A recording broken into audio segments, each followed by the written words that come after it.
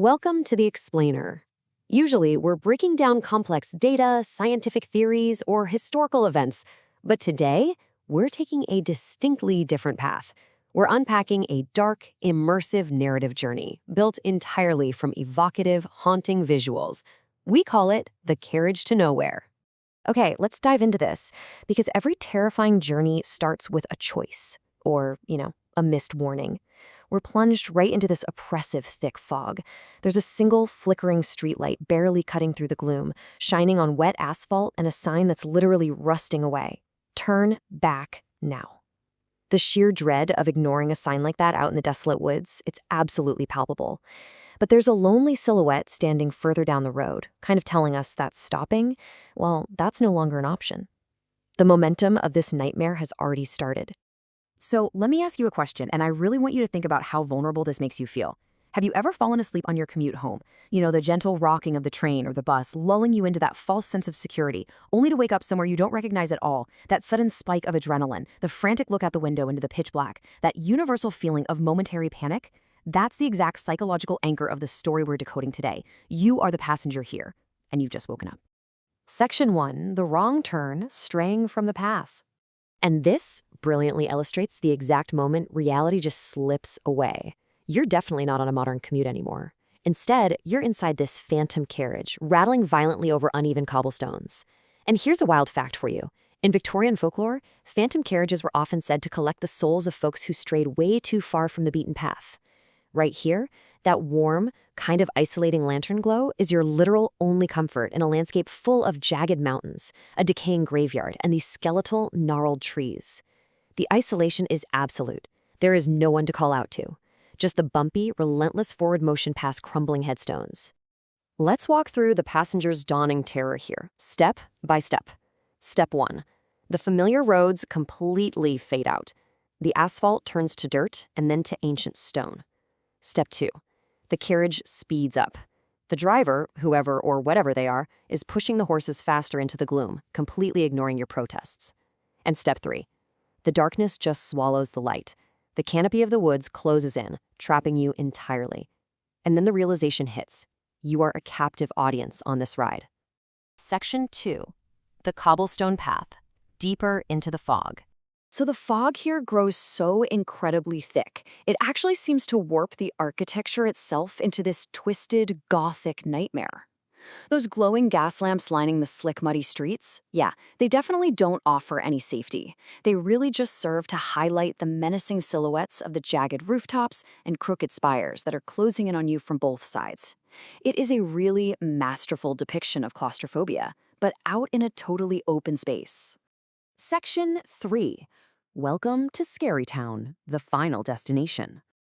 Just take in the stark, jarring topography on this sign. Welcome to Scary Town. Leave before dark. The blood-red text violently contrasts with that cool blue moonlight lighting up the ruined clock tower above, and standing right there, waiting silently in the wet, debris-filled streets, is a ghostly figure. Then the carriage doors lock behind you. This isn't just some detour. No, this was the intended stop all along. Now, we have a really fascinating visual juxtaposition here that highlights the two totally different layers of this realm. On one hand, you've got the exterior. It's a slightly unsettling, almost folkloric Gothic town, littered with glowing jack-o'-lanterns and wandering cloaked figures. It kind of has this deceptive fairy tale quality to its dread, but then there's the interior reality waiting for you. The absolute raw terror of an abandoned, blood-stained hospital ward. Cold metallic beds, peeling paint, a solitary spectral figure staring out a barred window. The illusion of the town outside hides a deeply clinical, industrial nightmare inside. And that's when the realization firmly sets in. The driver has absolutely no intention of taking you home. You see, this explainer isn't just about showing you some scary pictures. It's about breaking down that very universal fear of losing control. When the rules of your reality are totally stripped away, you aren't a commuter anymore. You are a prisoner in a realm that literally feeds on your disorientation. Section 4. The Hallways of Dread. Nowhere to hide. Now, what's really interesting about this is the use of one-point perspective to create this feeling of inescapable dread. All the lines, the peeling wallpaper, the decaying floorboards, the dark ceiling, they all converge on one single point, that motionless apparition standing dead center. You're staring down this incredibly long hallway, and sure, there are doors on either side, but they're swallowed up in absolute blackness. The visual language here is practically screaming at us that there is no way around. To go forward means confronting the terror directly. So you turn back, and suddenly you find yourself stumbling down into an abandoned subway tunnel. The lights overhead are flickering violently, the wet tracks are gleaming in the dark, and bleeding out from the grim, concrete walls is this absolutely terrifying graffiti. It's a visceral, desperate warning left by whoever or whatever was down here before you. Run, run, run.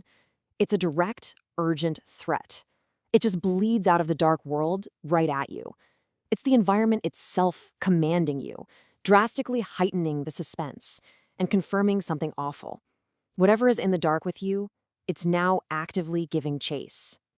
Let's move to and see how this builds, because this chase leads straight into pure, grotesque horror.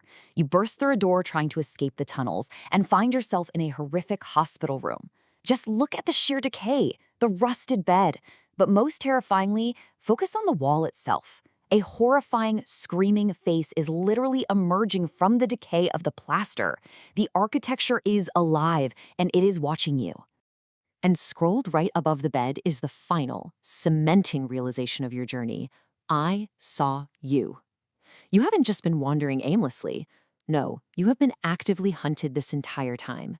Every single turn, every locked door, every phantom carriage ride, it was all calculated to bring you exactly to this spot. Section 5. No Way Out. The City of the Lost. You break through a window, desperately seeking the horizon, but this is what greets you, revealing the massive, overwhelming scale of this nightmare realm. This isn't just one single scary town. It is a sprawling, ruined skyline, a dead metropolis shrouded in eternal, choking darkness. The hollowed-out skyscrapers reach up like skeletal fingers into a starless sky. The implication here is chilling. You are not the first. Countless other passengers have taken that wrong turn, fallen asleep, and been lost in this endless, decaying city forever. So, the crucial point is, who has been telling you this story? Who has been guiding you through these concepts, explaining your descent into madness? Well, the host has been the terrifying Reaper all along, narrating this explainer, speaking directly into the broadcast microphone of Scary Town, orchestrating your carriage ride to nowhere from the very start. The presentation is over, but the journey, it might just be beginning. So I'm going to leave you with this one lingering thought to take with you. Next time you fall asleep on your commute, where will you wake up? Thank you for joining me for this explainer. Keep your eyes open.